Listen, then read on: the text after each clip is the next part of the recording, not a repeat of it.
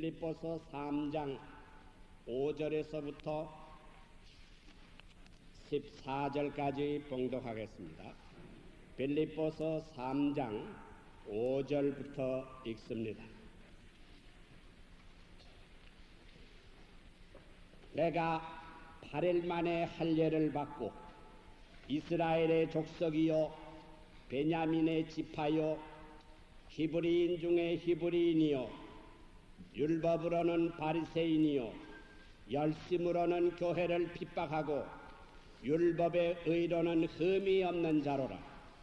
그러나 무엇이든지 내게 유익하던 것을 내가 그리스도를 위하여 다 해로 여길 뿐더러 또한 모든 것을 해로 여김은 내 주 그리스도 예수를 아는 지식이 가장 보상함을 인함이라. 내가 그를 위하여 모든 것을 잃어버리고 배설물로 여김은 그리스도를 얻고 그 안에서 발견되려 함이니 내가 가진 의는 율법에서 난 것이 아니요 오직 그리스도를 믿음으로 말미암은 것이니 곧 믿음으로 하나님께로서 난 의라.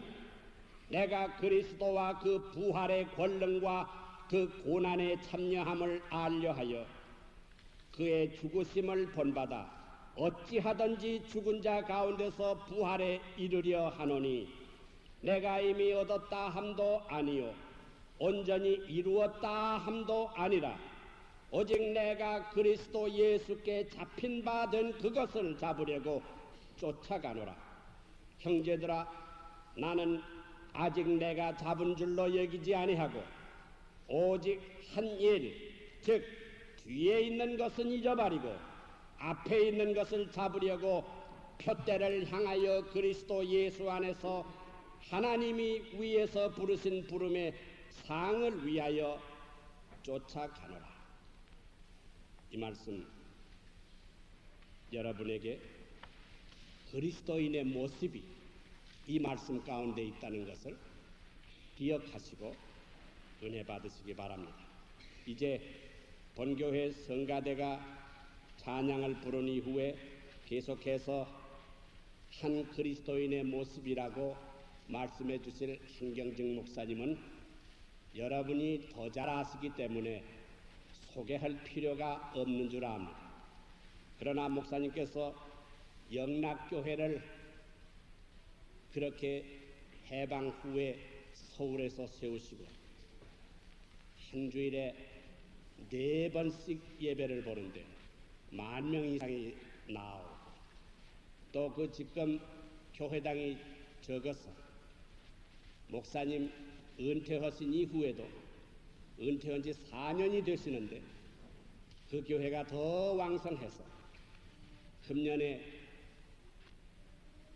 10억이라는 돈을 들여서 전도비로 쓰고 그 예배당을 십자가의 모양으로 증축을 하신답니다. 그뿐만 아니라 지금 일선에 있는 모든 국군에게 전도하시고 전국 민족 복음화 운동을 위해서 일선에 나서서 고문으로 활약했으며 금년 77년도를 위하여 우리 조국의 동포들이 모두 구원받기 위하여서 자기 연령의 제한을 받지 않으시고 바울 사도와 같이 끝까지 충성을 다하시는 한경직 목사님, 다시 한번 여러분에게 우리 앞에 나서서 복음을 전하게 된 것을 저희 교회로서는 가장 영광스럽게 생각하고 또 이 워싱턴 지구에 사랑하는 여러 교우들이 이어서 20여 교회 교우들이 이렇게 성대히 참여해 주신 데 대해서 교회를 위해서 대표해서 감사를 드립니다.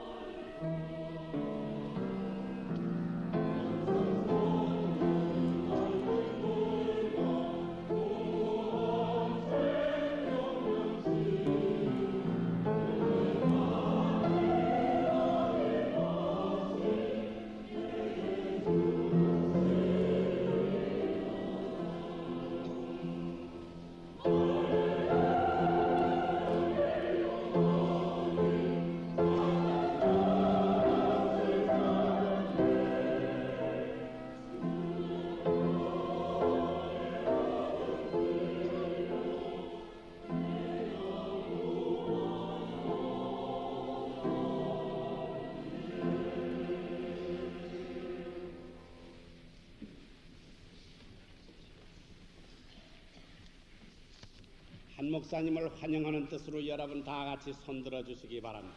감사합니다.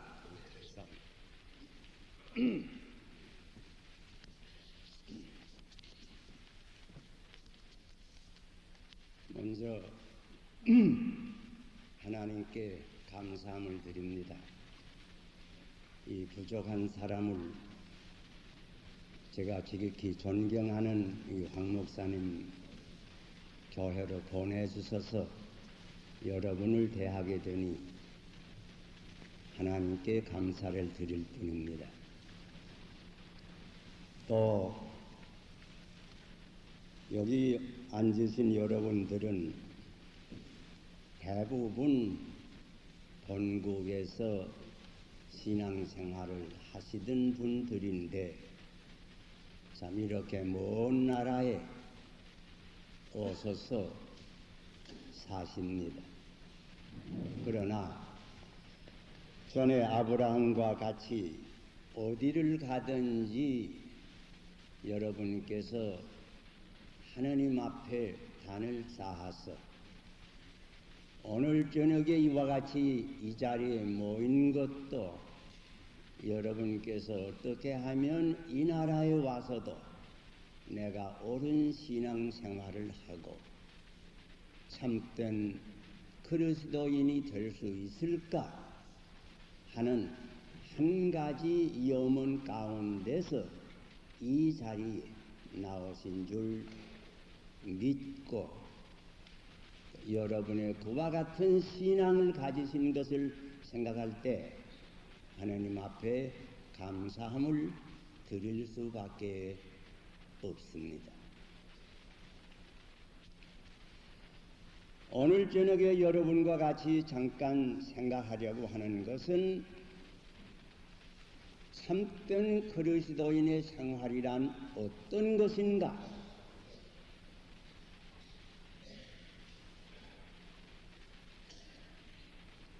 우리가 성경 가운데서 참 여러 신앙의 인물을 많이 보는데 그 가운데 신약 가운데 나타나는 한 분, 특별히 사도 바울의 모습을 여러분과 같이 다시 한번 생각하고자 합니다. 여러분, 바울이 어떤 분인지 다 아십니다. 그는 위대한 전도자이었습니다. 위대한 목회자이었습니다.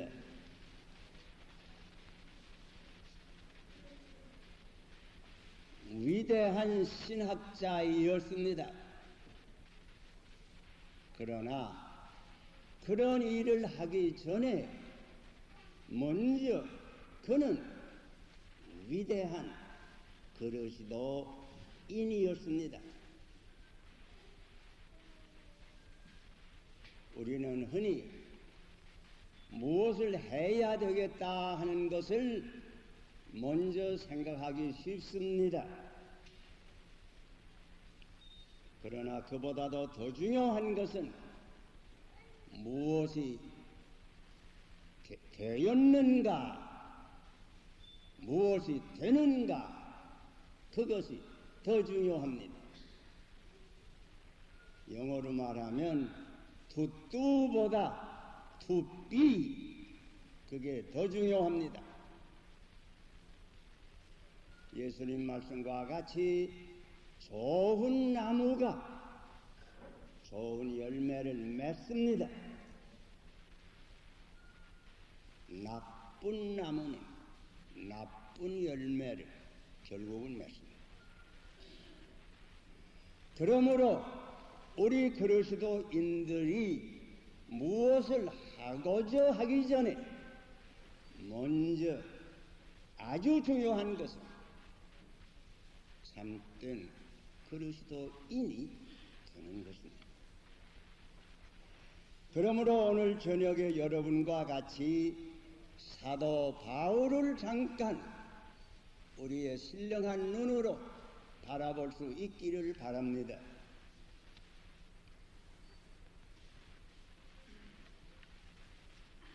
무엇보다도 그분이 그와 같은 위대한 사도가 되고 신학자가 되고 전도자가 된 배후에는 그는 먼저 위대한 크리스천이었습니다. 그러므로서 그리스도인으로서의 바울을 오늘 저녁 여러분과 같이 잠깐 생각하고자 합니다. 그리스도인으로서 그를 바라볼 때 제일 먼저 우리 마음 가운데 들어오는 것은 그가 어떻게 그리스도인이 되었는가? 그것입니다. 그것은 한마디로 말하면 그의 회개를 통해서 그리스도인이 되었습니다. 여러분 아신 바와 같이 그는 옛날 바리새파에 속하는 맹목적인 열성분자인 한 청년이었습니다. 오직 율법을 문자 그대로 지키는 것만이 옳은 길이라고 생각하던 젊은이였습니다. 이와 같은 완고한 사상을 가진 젊은 사람에게 기독교는 한 이단으로 밖에 보이지를 아니했습니다. 왜? 율법을 형히 여기는 것 같았습니다. 그래서 여러분 아시는 대로 이 청년 사울은 기독교를 핍박하였습니다. 많은 사람들을 잡아다가서 감옥에 가두기도 하였습니다. 스데반을 돌로 쳐서 죽일 때에 사울이라니 청년도 그 가운데 하나로 참여한 이었던 분입니다.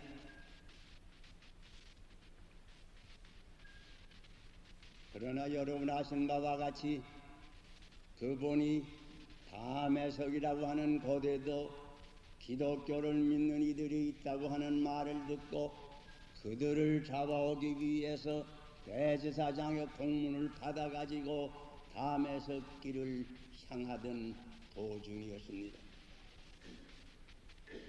거의 다 가서 정오쯤 되어서 갑자기 하늘로서 밝은 빛이 비치는 것을 체험했습니다. 사울아, 사울아, 내가 어찌해서 나를 핍박하느냐? 주여 니시오니까 나는 내가 핍박하는 예수니라. 정신없이 엎드러졌는데 빨리 일어나서 시가로 들어가라. 그러면 내게 하리를 가르칠 분이 거기에 있는데 그의 말대로 순종하라. 이런 깊은 체험을 통해서 환상을 통해서 이 젊은 사람의 그 완고하던 생각, 자기만 옳다고 하던 그 고집, 일시에 깨어져 버렸습니다.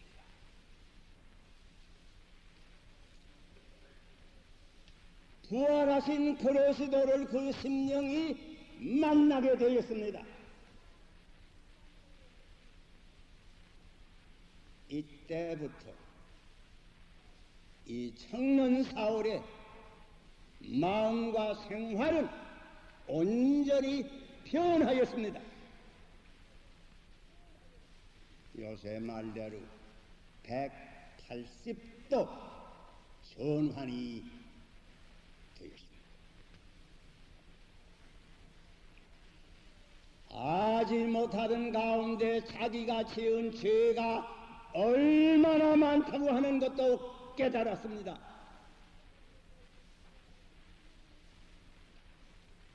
많은 죄를 회개했습니다. 지금까지는 그리스도를 핍박했지만은 그 다음부터는 그리스도의 온전한 종이 되는 것입니다.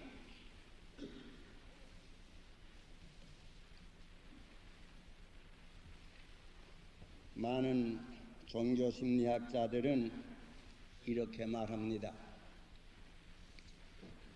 심리학적으로 볼 때 이 사울이 회개한 배후에는 디모데 그 스데반의 순교를 목도한 그 경험이 큰 영향을 주었을 것이라 말하는 사람 많습니다. 사울의 생각에는 그 사람이 꼭 안 됐고 이단이 되어서 많은 군중심리에 의지해서 돌을 던지는데 스데반의 얼굴을 바라보니 천사의 얼굴과 같습니다. 자기를 향해서 돌을 던지는 사람을 위해서 이 사람들이 아지 못해서 저런 모양이니 이들의 죄를 사하여 주시옵소서. 오히려 그들의 죄를 사해달라고 기도를 합니다.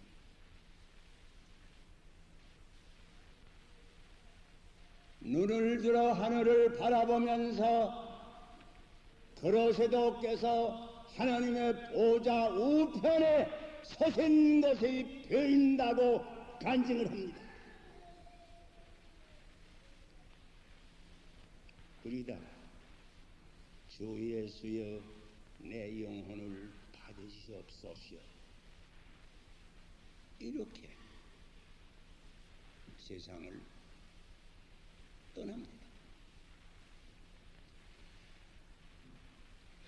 사울의 생각에는 저놈이 꼭 이단이요 못된 사람인데 이렇게 꼭 생각했는데 이 모든 걸 보니 아 이거 내가 좀 옳은가? 내가 무엇을 바로 보는가? 근본적으로 그 잠재의식 가운데는 자기의 그 완고한 사상이 흔들렸을 것이라. 이렇게 되어서 살아계신 주님을 만날 마음의 준비가 되었을 것이라. 아마도 사실일 것 같습니다. 지금도 여러분 압니까? 우리가 어떻게 예수를 믿는가? 보통의 경험을 보면 먼저 예수를 잘 믿는 참된 그리스도인과 접촉이 됩니다. 그렇게 학습문답이나 세례문답 해보게 되면 어떻게 되어 예수 믿게 되었습니까? 하면 안 한 거 아무개 때문에 예수 믿는다. 누구를 보고 예수 믿는다. 누가 나를 인도했다고. 먼저 예수님을 만나기 전에 참된 그리스도인을 만납니다. 그 다음에 예수를 만납니다. 그러므로 여러분 우리가 말로도 여러 가지로 전도하기를 힘쓰지만은 아주 중요한 것은 내 자신이 먼저 참된 그리스도인이 되는 것입니다. 그리스도인으로 살고 그리스도인으로 죽는 것입니다. 그렇게 되면 자연히 감화받을 사람이 많은 것입니다. 여러분, 사울은 이렇게 변해서 새 사람이 되었고 참 그리스도인이 되는 것입니다. 그 다음에 우리가 그를 가만 바라볼 때 그분은 이렇게 그리스도인이 된 다음에 그리스도인으로서의 분명한 목표가 있었습니다. 여러분 오늘 저녁에 읽은 빌립보서 3장 5절에서 14절까지 읽는 말씀 들었습니다. 이 빌립보서는 바울이 나이 많은 때에 기록한 서신입니다. 로마 감옥에서 기록한 서신입니다. 그러나 여기 하는 말이 나는 아직까지도 이루었다고 하는 것은 아니다.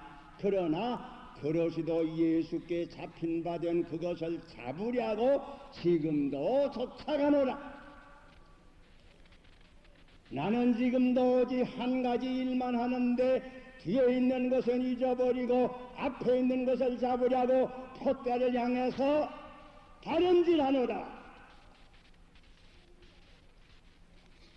그가 그리스도인이 된 다음 그리스도인으로서의 분명한 목표가 있었습니다.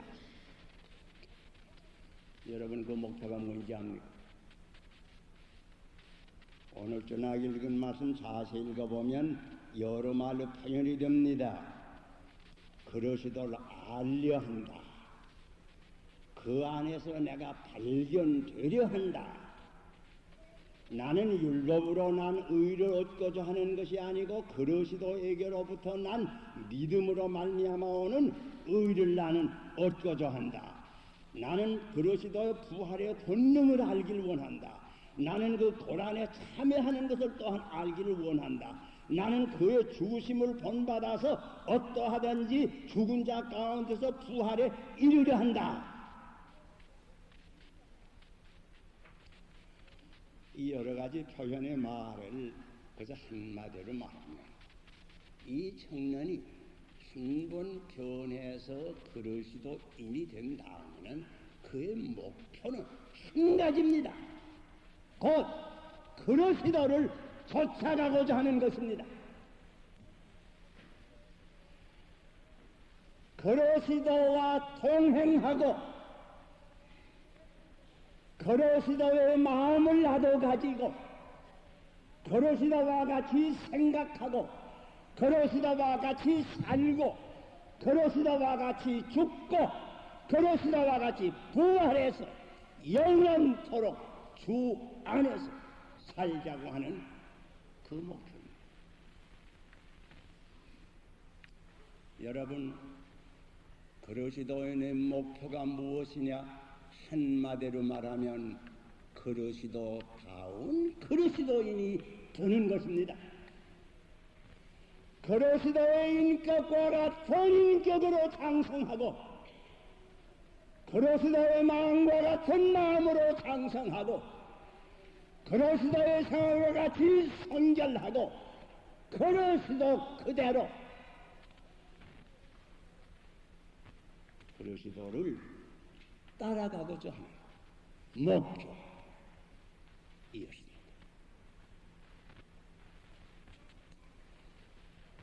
우리가 다 주를 믿는데 우리가 이 목표를 잊어버리지 아니합니까? 우리가 무슨 일을 하고 무엇을 한다고 하지만은 그것보다도 제일 중요한 것은 그리스도와 같은 사람이 되는 겁니다.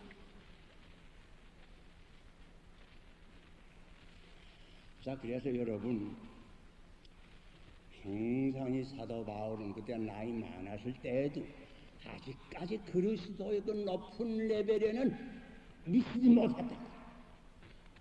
이거 보세요. 아직 나이 많은데도 그렇게 주를 위해서 충성된 사도가 됐는데도 아직까지도 새 이루지 못했다.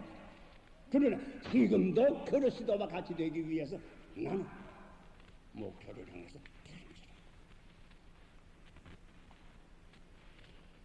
여러분 다 이런 목표를 분명히 세우고 신앙생활합니다.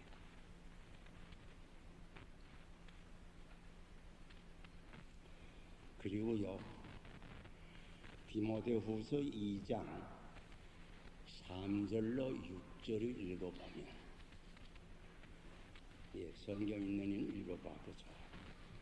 디모데후서 2장 3절로 6절을 읽어보면 거기 사도 바울이 디모데에게 편지하면서 그리스도인의 상 세 가지가 나타납니다. 그리스도인은 어떠해야 된다 하는 그리스도인에 대한 이미지 셋이 나타납니다. 처음에 무슨 말인가 하니 선한 군사가 되어라 하는 말이 있습니다. 군. 둘째는 무슨 말이 나타나는 경기자라는 말이 있습니다. 특별히 경주자. 셋째는 농부라고 하는 말이 있습니다. 여기 사도 바울이 내가 꼭 그리스도를 따라가는 그리스도인이 되어야 되겠다 생각할 때는 언제나 제일 먼저 군인을 생각한 거예요. 당시의 로마 군인은 세계 역사상 모범되는 군인이었습니다. 또 자기가 감옥에 갇혔을 때에도 자기 옆에 원전한 로마 군인이 서서 자기 손을 붙잡고 쇠사슬을 매가지고 붙잡고 섰습니다. 늘 바라봅니다. 참된 그리스도인이 되라고 하면 나도 이 군인처럼 돼야 되겠다. 그 생각이 늘 있습니다. 여러분, 군인 어떤 분입니까? 몇 가지 생각할 수 있죠. 이런 평복을 벗어놓고 군복을 입은 다음에는 그 사람 온전히 몸과 마음을 나라 바칩니다. 전적으로 헌신합니다. 그게 군인이에요. 군인은 어떻습니까?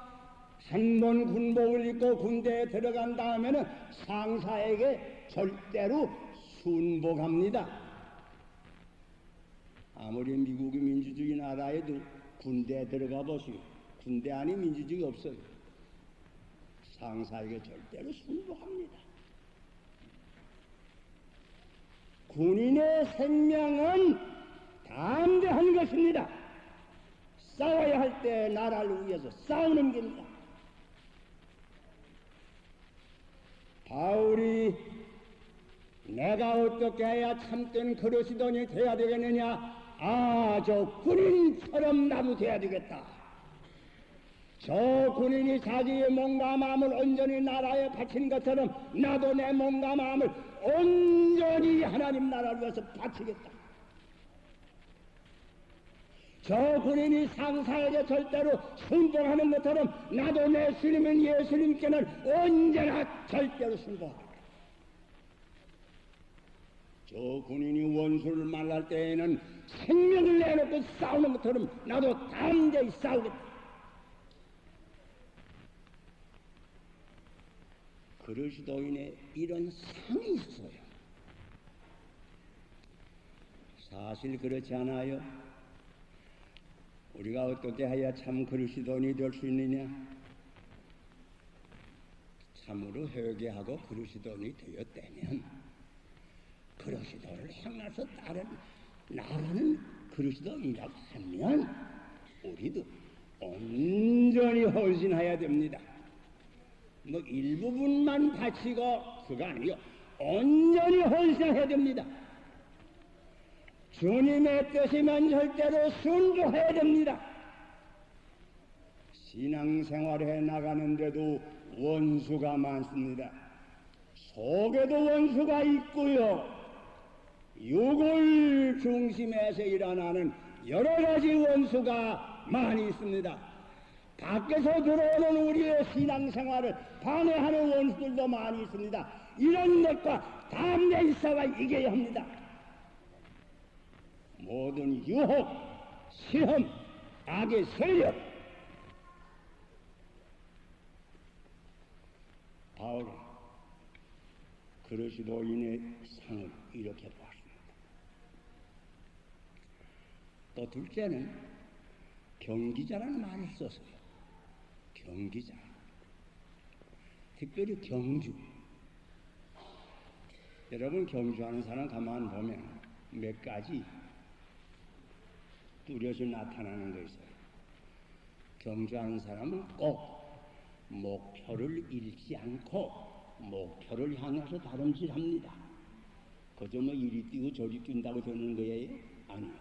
꼭 목표를 향해서 다름질합니다. 경주하는 사람은 경주하는데 방해되는 건 다 없애버립니다. 옷을 뭐 이렇게 입고 경주합니까? 간단히 아주 방해되는 거 다 벗어버립니다. 그게 생긴 뭐이라고 말해서 모든 올매게 지으시운 죄를 벗어버리라. 벗어버리. 목표를 향해 다름질합니다. 그런데 형제자에게 제일 중요한 건 뭔지 압니까? 끝까지 다름질해야 되지. 중도 쓰러지면 안 됩니다. 끝까지 다름질해야 됩니다. 사도 바울이 나는 참 그리스도인이 되겠다 생각할 때에 옛날에 있던 그 올림픽 대회나 이런 대회에 경주자를 자세히 바라보면서 나도 저런 크리스찬이 되어야 되겠다. 나도 내 목표인 그리스도를 향해서 꾸준히 달아내야 되겠다. 방해되는 건 다 벗어버리겠다. 끝까지 달아나겠다. 여러분 다 그렇게 신앙생활을 합니까?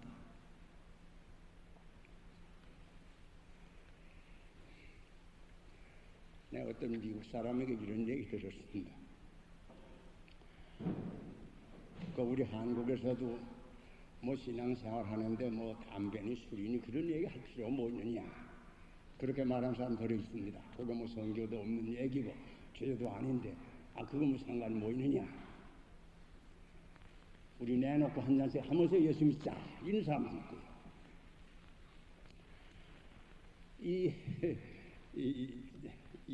나하고 얘기한 그 친구가 자기 아들과 딸이 있는데 자꾸 이렇게 예수 믿지 않고 그러더라고 자기 보고.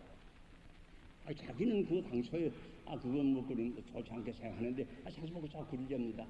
더욱이 미국 사회에서 자유를 존중하는 사회에서 그건 다 대답하기도 어렵고 그래서 그저 그 뭐 너희들 좀 뭐 그래 뭐 술도 먹고 담배도 먹고 그러려면 그저 그 마음대로 해라. 그러나 내 한 가지 얘기는 하겠다. 그저 우리 믿는 사람 뭐이나 먹을 때 먼저 하나님께 감사하고 먹는데 그래서 술 먹고 담배 먹을 때도 꼭 먼저 감사 기도하고 먹어라.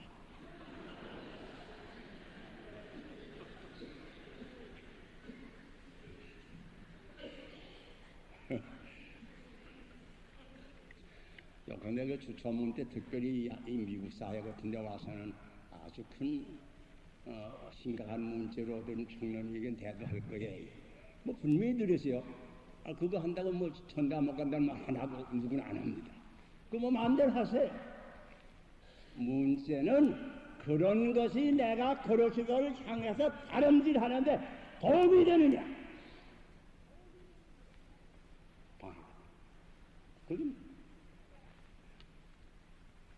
또 한 가지 더 있어요. 농부의 상을 늘 보았어요. 여기 농산인들을 보면 가을에 수확할 것을 바라보면서 봄에 나가 씨를 뿌리고 뜨거운 여름에 김을 메고 매일매일 꾸준히 그 열매를 거두기 위해서 매일매일 꾸준히 일합니다. 그게 농부의 생활의 특색입니다. 바울이 농부를 볼 때 내가 그리스도인으로서 농부에게 배울 것이 있다. 저희들이 앞에 소망을 두고서는 그저 여러 가지 비가 오는 날, 바람 부는 날, 뜨거운 날 불구하고 꾸준히 일하는 거 내가 이것을 꼭 배워야겠다. 사실 여러분 우리의 신앙생활을 옳게 하려면 매일매일 우리가 할 것이 있습니다. 매일의 기도가 필요합니다. 매일의 성경을 읽는 게 필요합니다. 매일의 어떻든지 주님과 동행하는 것이 필요합니다. 매일의 우리의 묵상을 하는 것이 필요합니다. 이것이 없이는 옳은 신앙생활입니다. 여러분 보세요. 사도 바울이 얼마나 이 세 가지 그리스도인의 상을 생각했던지, 여기 사도 바울이 제일 마지막에 쓴 디모데후서 4장 7절 8절을 읽어보면 이런 얘기가 있습니다. 내가 관제와 같이 이미 부음을 받았고 세상을 떠날 기약이 가까웠도다. 그러면 무슨 말 했는지 압니까? 내가 선한 싸움을 싸우고, 그 뭡니까? 군인 달려갈 길을 다 가고, 그 뭡니까? 경주자 그리고 믿음을 지켜노라. 여러분의 신앙생활을 가만히 돌아보면서 이 사도 바울의 이 그리스도인의 세 가지 상을 가만히 생각해 보시오. 내가 군인과 같이 그리스도를 위해서 신앙생활하고, 내가 경주자와 같이 그리스도 향으로 발음주하고, 내가 농부와 같이 매일매일 내 책임을 바로 하려고 힘씁니다.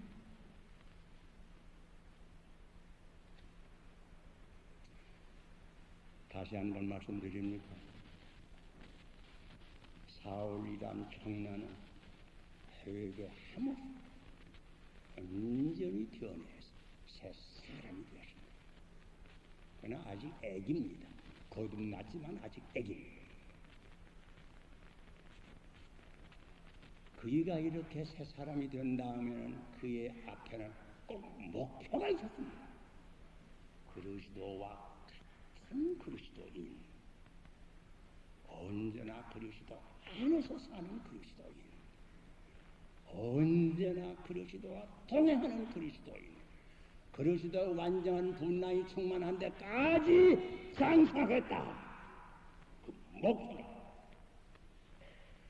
그 목표를 향해서 신앙생활을 해나갈 때 세 가지 그리스도인에 대한 그림을 그리셨다. 픽처가 이미지가 있습니다. 군인, 경지자, 농부.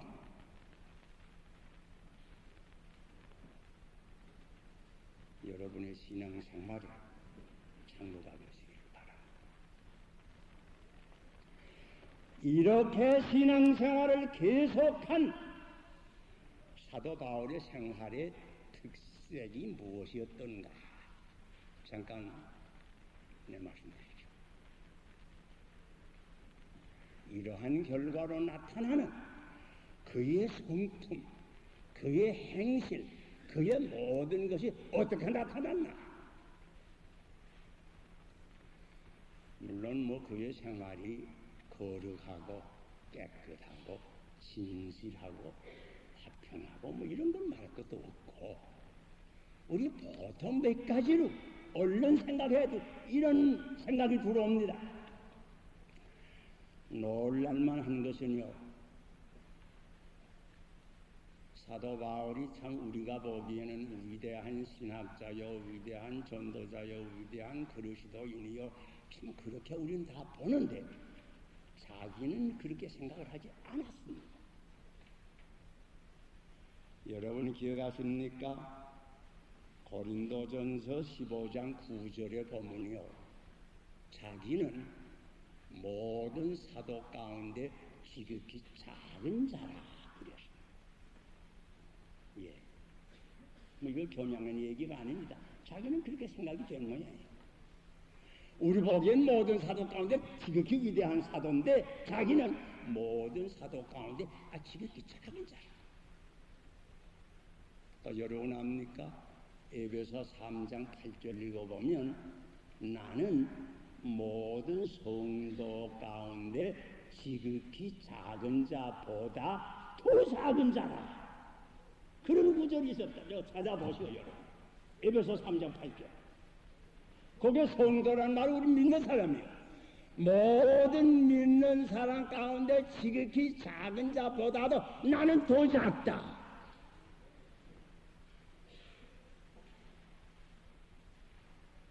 이거 얼마나 겸손하. 그뿐만 아니에요. 디모데전서 1장 15절을 보면 자기는 죄인의 괴수라고 그랬습니다. 나는 죄인의 괴수다. 죄를 제일 많이 지은 죄인의 괴수.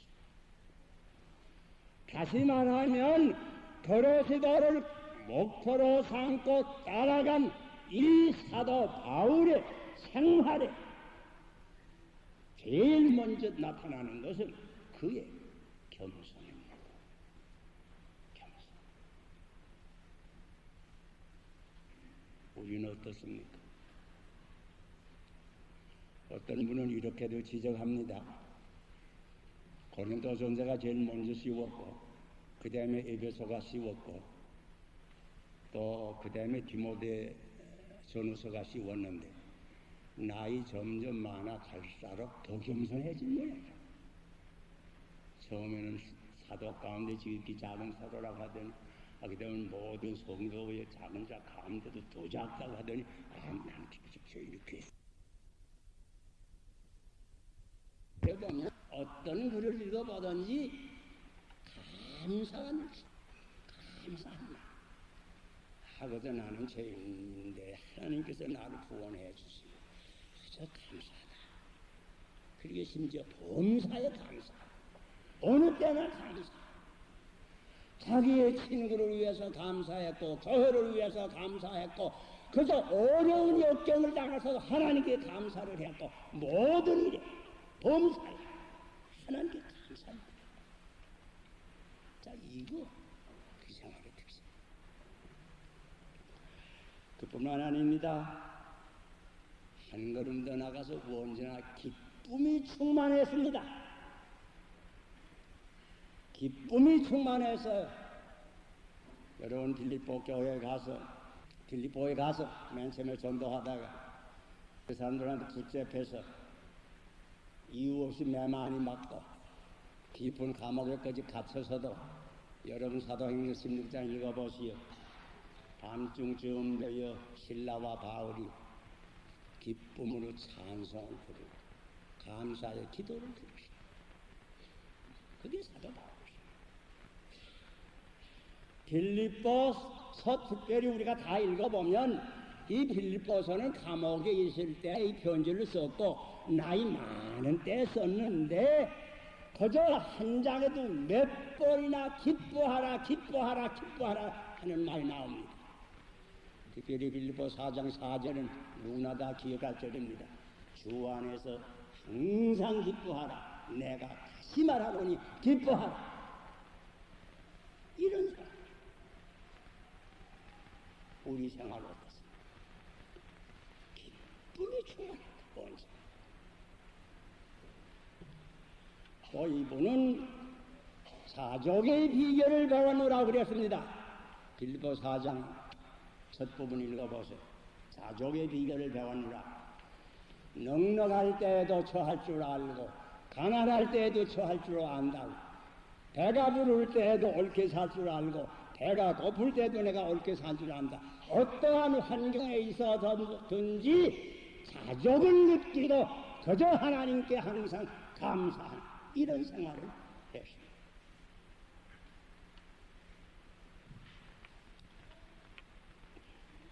그뿐만 아닙니다. 사도 바울의 육체에 가시가 있었어요. 이 가시가 뭔지 잘 모릅니다. 무슨 병 같아요. 아주 고통을 주는 가시입니다. 그래서 여러분 고린도후서 12장 읽어보면 여러분 이 얘기 다 있어요. 이 가시를 없이 해달라고 하나님께 기도했습니다. 3번 기도했습니다. 그런데 하나님께서 이 가시를 없이 안 줍니다. 대신 하나님께서 말씀하시기를 내 은혜가 네게 족하다. 내 권능은 약한 데서 온전히 이루어지느니라. 이 말씀을 들었습니다. 그래서 자기가 이 가시로 말미암아서 언제나 약해지는데 내 이 가시야말로 하나님의 권능이 온전히 나타날 때이다. 이걸 깨달았습니다. 약한 가운데서 하나님의 권능이 온전히 나타나는 은혜를 받아서 약함을 불구하고 하나님을 위해서 위대한 일을 할 수가 있는 것입니다. 사실 약할 때에야 하나님의 권능이 온전히 나타납니다. 내가 든든하다, 내 마음이 꿋꿋하고 뻣뻣할 때 하나님의 권능이 온전히 못 나타납니다. 새가 꿋꿋할 때에 그 새를 가지고 뭘 만들지 못합니다. 그러나 그 새가 풀물 속에 들어가서 물렁물렁해질 때야, 그것 때야 원하는 대로 좋은 그릇을 만들 수 있습니다.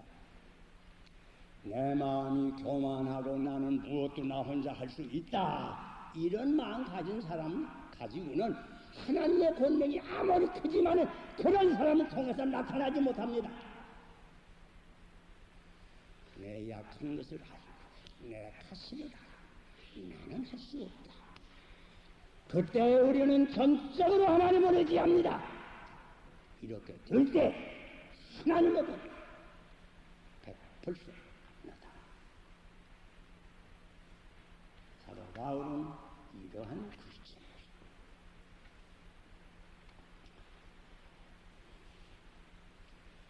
그런데 이거 보세요. 이렇게 자기 몸에 가시가 있고 약한 걸 알지만은, 그러나 이분이 약한 분이었던가?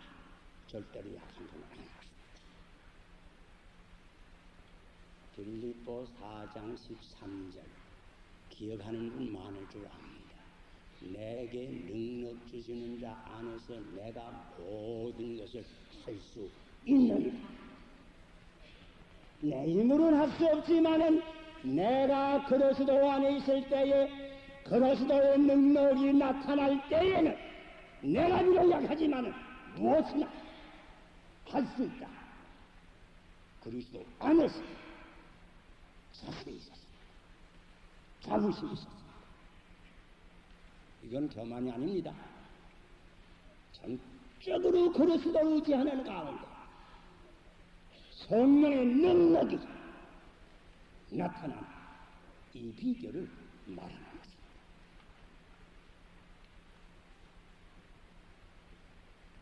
우리가 내 지혜로, 내 힘으로, 내 무엇으로 하지 못하를 만한,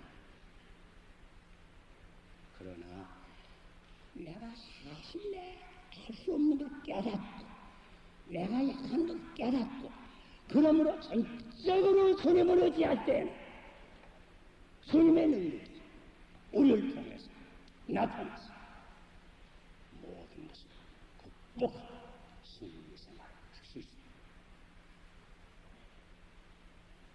이것이 참 그리스도인의 모습이옵니다. 그러므로 여러분, 사도 바울이 이렇게 몸에 가시가 있고 몸은 약하고 건강 좋지 못했지만 가만 보면 그분은 담대했습니다. 이런 일이 있었습니다. 바울이 예루살렘에 올라가서 한 번은 성전 뜰에 들어갔습니다. 그때 많은 유대 사람들이 세계로 다니면서 모세를 회방하고 율법을 쓸 데 없다고 하는 이런 나쁜 말 하는 이 바울이 여기 왔다. 고함을 지르니까니 거기 성전에 모였던 사람이 와박 하면서 바울을 붙잡고 매를 때리고 야단합니다. 큰 소동이 난 줄 알고요. 저 옆에 로마 병영의 천부장이 그 소식을 듣고 군대를 거느리고 왔습니다. 무리 가운데서 사도 바울을 빼앗았습니다. 그리고서는 데리고 갑니다. 병영으로 소사합니다. 성전뜰에서 병영 가는 높은 구름다리가 있는데 구름다리 다 건너 올라가서 사도 바울이 천부장에게 무슨 짓을 하는지 압니까? 여보, 내게 잠깐 이 무리들에게 말할 권리를 주고 달라. 그러니까 네가 헬란 말을 아니냐? 그래서 그놈이 하지 말고 잠깐 말할 권리다. 그러니까 그래. 그러니까 그 성전뜰에서는 그 조금 그저 몇 분 전에 사도 바울을 때리고 야단하고 이런 사람들이 옥장합니다. 그 자리 높은 대우 위에 돌아서서 그 사람을 향해서 손을 흔들면서 고요하게 만들고 힘으로 당하는 자기의 신앙을 간증했습니다. 얼마나 담대합니까? 이런 한 번은 벨릭스가 바울을 자기 집에 초청했습니다. 그때 바울이 가이사라 감옥에 있을 때입니다. 벨릭스는 그때 로마 총독입니다. 마지막 바울을 살릴 수도 있고 죽일 수도 있는 권리가 있는 사람이었습니다. 그 사람의 집에 초청을 받아갔습니다. 성경에 보건된 벨릭스가 바울을 우대하려고 한 게 아니고 혹 이렇게 하면 돈이나 좀 갖다 줄까 하고 그런 생각 가운데서 이렇게 한 모양이야.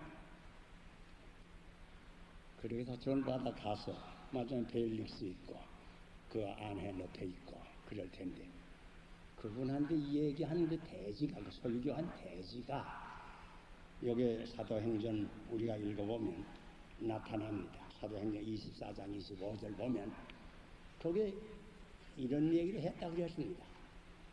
바울이 그 벨릭스에게 의와 의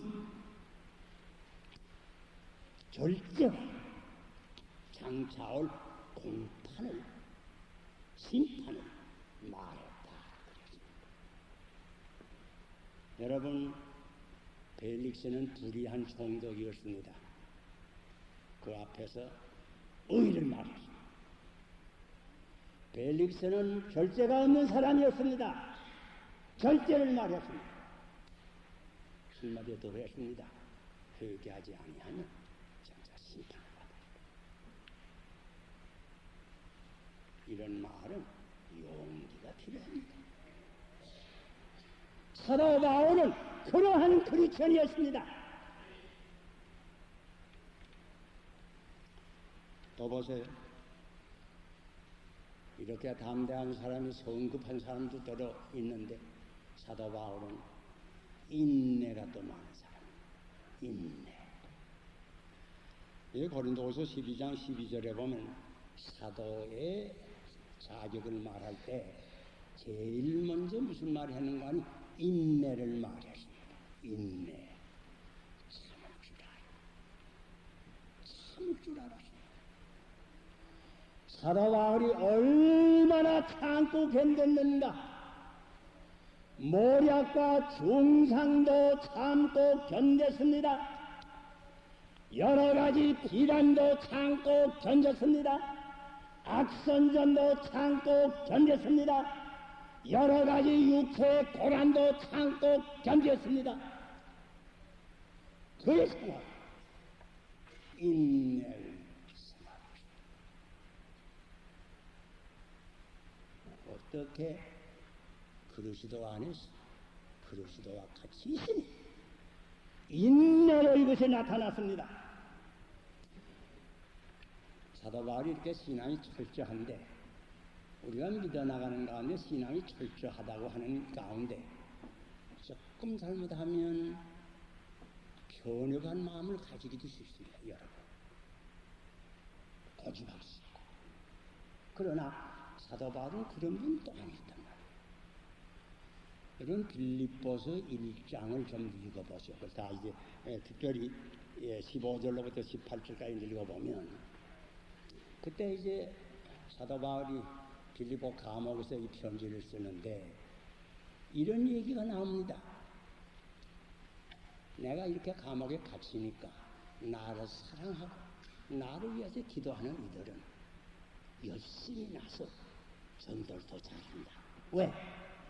이거 우리 선생님 바울이 저렇게 갇혀서 친히 전도 못하는데 우리가 전도해야지. 열심히 나서 전도를 한다. 그러나 그 반대하던 사람들이 있습니다. 언제나 사울이 사도 아니라고 그러고 바울을 늘 숭상하던 이런 사람들이 있습니다. 이런 사람들도 열심히 났습니다. 왜 열심히 나는가?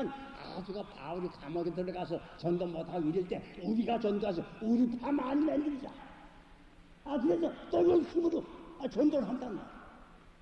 이 소식을 감옥에서 적 듣고 앉아서 빌립보서 1장 쓸 때에 어떻게 썼는지 압니까? 좋은 마음으로 전도를 하든지 다투는 마음으로 전도를 하든지 전파되는 것은 그렇으니 나는 이로써 기뻐하고 기뻐하리라. 얼마나 넓은 마음. 관용, 관용심이 있었습니다. 우리가 무슨 일에 그저 전적으로 열심히 하다 보면 나만 옳은 줄 알고 나하고 다른 사람은 전부 다 정지하고 비난하는 사람들이 있어요. 사도 바울은 그런 사람. 관용이 있었어요. 이렇게 전도하건 저렇게 전도하건 예수님만 전도한다고 하면 나는 대단히 기쁘다. 사실 저들은 저렇게 함으로 내가 괴로워할 줄 알고 더 열심히 난 모양인데 나는 오히려 기뻐한다. 바다와 같이 넓은 마음. 우리 한국의 기독교인이 다 이런 관용심을 좀 가졌으면 얼마나 좋을지. 그리고 마지막으로 글쎄 하나만 더 이해가 그만두겠어요. 그것은 사랑입니다. 바울이 얼마나 그리스도를 사랑한 것을 말할 것도 없고 얼마나 형제들을 사랑하고 여기에 심지어 빌립보 2장 17절에 볼 것이면 너희 믿음과 믿음의 재물과 봉사 위에 나는 그 위에 관제로 부음을 받을지라도 나는 기뻐하고 기뻐하겠다. 그런 말이에요. 너희들이 참 믿음을 가지고 하나님을 섬기고 너희들이 참된 신앙으로 봉사를 한다고 하면 나는 관제로 내 피를 그 제단에 부어서 부음을 당할지라 난 기뻐하고 더 기뻐하고 이만큼 믿는 이들을 사랑하는 분입니다. 로마서 12장 끝까지 잘 읽어보세요. 원수까지도 사랑하라고 사도 바울도 꼭 주님과 같이 말했습니다. 원수가 줄이거든 먹이고 목마르거든 원수까지도 사랑하라. 여러분 아마 사랑하면 고린도전서 13장 여러분 다 생각이 나가면 고린도전서 13장 4절로부터 7절까지 사랑이 무엇이라고 하는 것을 15가지로 설명을 해줍니다. 그거 뭐 다 기억할 수는 없고 처음에 몇 가지만 어디 기억해 보시오. 제일 먼저 사랑은 뭐이라 그랬을 때까? 오래 참고 사랑하면 오래 참고 그 다음에 사랑은 뭐이라 그랬을 때까? 온유하며 따스하고 부드러워 친절해. 그 다음에 사랑은 무엇이라고 그랬을까? 시기하지 아니하며 투기하는 자가 되지 아니하며 시기하지 아니한다. 그 시기라고 하는 것 사랑이 부족해 그렇습니다. 우리 한국에 내려온 속담 가운데 사촌이 밭을 사면 배를 앓는다. 그와 배 앓습니까? 아들이 밭을 샀는데 아버지 배 앓는다는 말 들어봤어? 시기라고 하는 것 사랑이 부족한 것이죠. 사랑은 자랑하지 아니하며 뭐 좀 도와줘도 자랑하고 물에 행치 아니하며 사랑으로 하면 다 예의가 저질로 가죠. 뭐가 다 얘기할 수 없어요. 하여간 사도 바울은 이렇게 그리스도라고 하는 목표를 바라보고 군인과 같이 살고 경주자와 같이 다른질하고 농부와 같이 사는 가운데 그의 인격, 그의 마음 이런 것으로 채워졌다. 겸손, 감사, 기쁨, 자족, 약할 때 오히려 큰 힘을 얻었습니다. 그러시도 안에서 자신력, 용기, 인내, 관용, 사랑.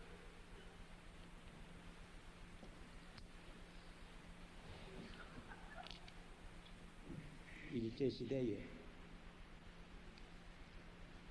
제가 저 이북 양덕 온천에 가서 한여름을 지낸 때가 있어요. 그 지금 참 갈 수 없지만은 양덕 온천 참 좋습니다. 물도 맑고 덥고 또 큰 맑은 그 시내가 흘러가서 참 경치도 좋고 아마 그것에서 어디가 계신지도 모르겠어요.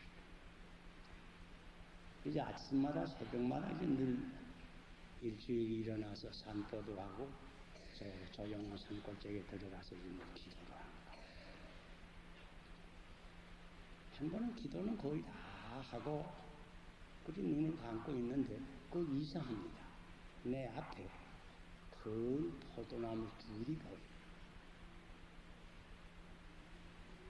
근데 자세히 보니까 한 포도나무는 열매를 많이 맺었어요.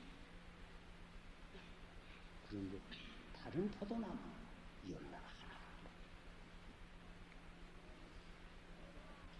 내가 그 현상을 보고 내가 다시 기도를 했습니다.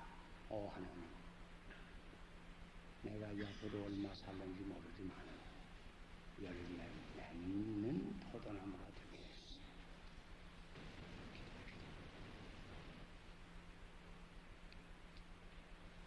여러분, 한국에서 신앙생활을 하다가 지금 다 이 미주 사회에 와서 삽니다. 맞으면 여러분 하나하나는 하나님의 포도나무. 본래는 한국에서 자라난 포도나무인데 이 미국 땅에다 옮겨다 심어놓았습니다.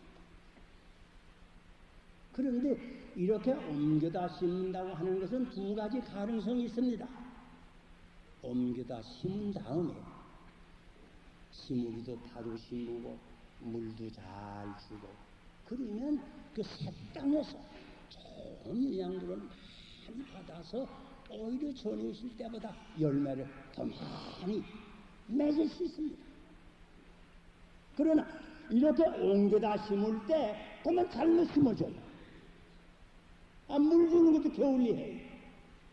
그러게 되면 아주 말라 죽을 수도 있습니다.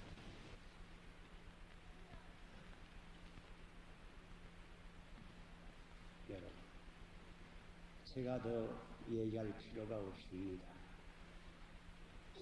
우리 하나하나는 하나님께서 특별히 불러서 그리스도의 아들과 딸을 향하십니다.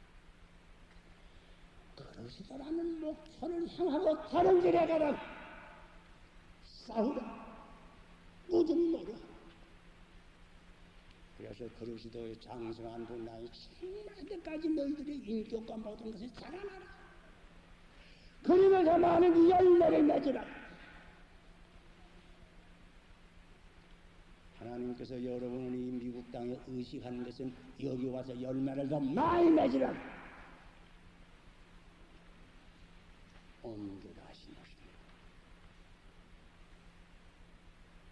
여러분, 열매 맺는 포도나무가 되시길 바랍니다.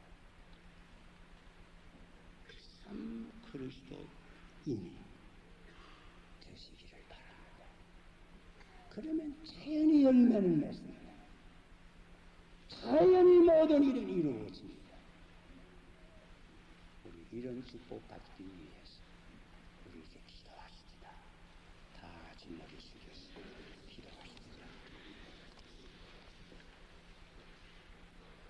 제가 기도하기 전에 여러분에게 잠깐 각기 내 자신을 돌아볼 수 있는 조용한 시간을 드립니다. 우리가 다 그리스도인인데 내가 지금까지 어떠한 그리스도인이 되었는가? 사울이란 청년처럼 완전히 변했는가? 180도 전향했는가?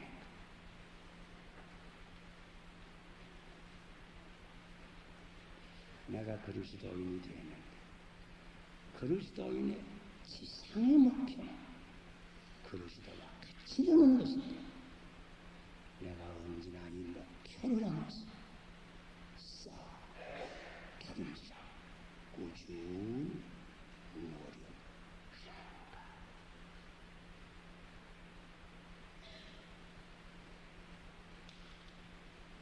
내 생활을 정직하게 살펴볼 때 내 생활에도 과연 이 사도 바울에게 나타났던 그 겸손, 감사함, 기쁨, 언제나 자족의 비유,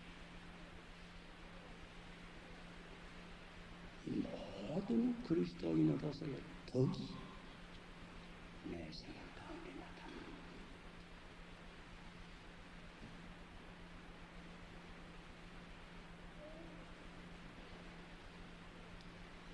아버지시여,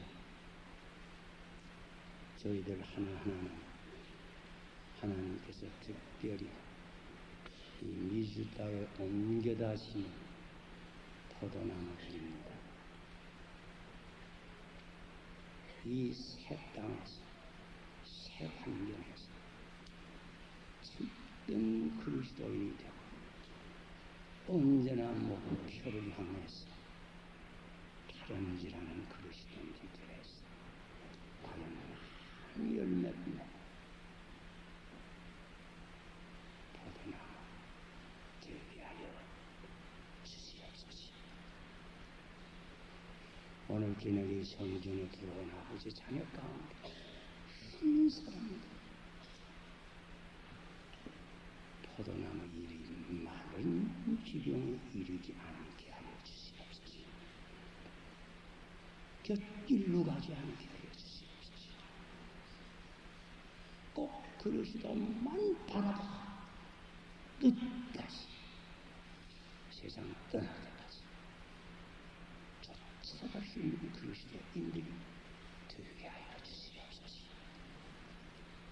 그리하서 우리의 삶을 통해서 우리의 모든 하나님을 통해서 많은 열매를 맺어서 이 땅을 위해서 크게 봉헌하고 하늘을 떠나가서 조국을 위해서 공헌할 수 있는 보배로 아버지 참 삼아 주시옵소서. 예수 그리스도의 이름을 받들어 간절히 기도하옵나이다.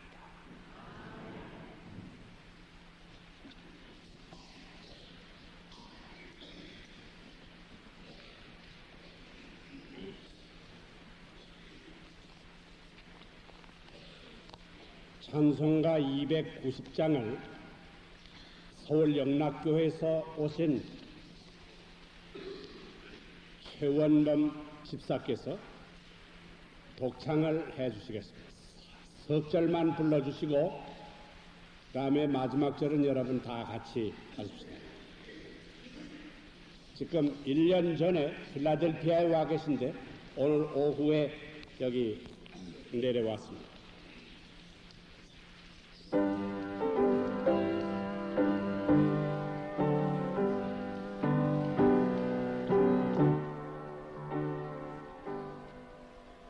예수는 나의 힘이요 내 생명 되시리.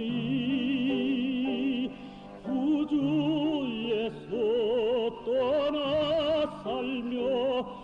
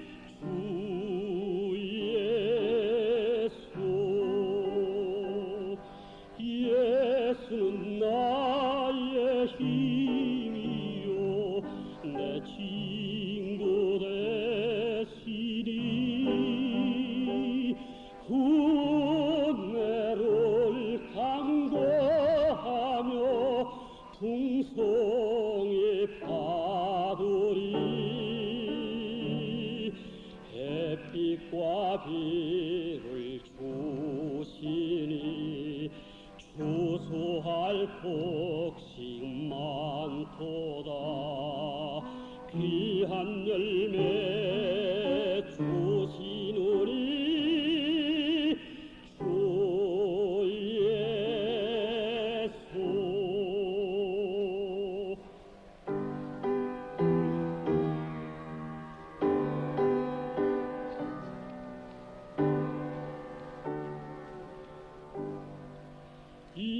예수는 나의 힘이요 내 희망 되시니 세상 짐을 벗은 후에 나 영생 얻으리.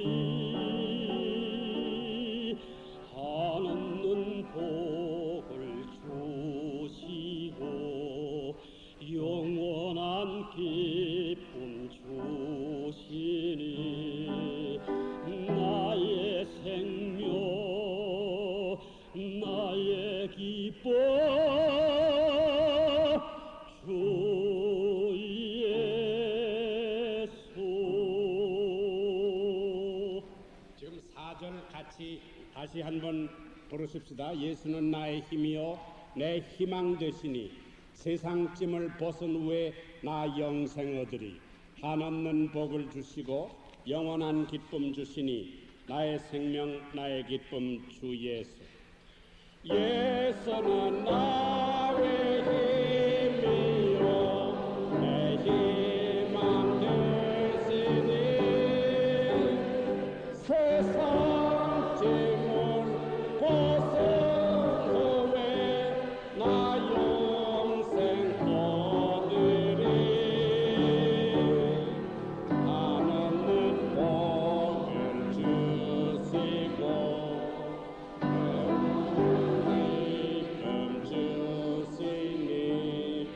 나의 생명 나의 기쁨 주 예수.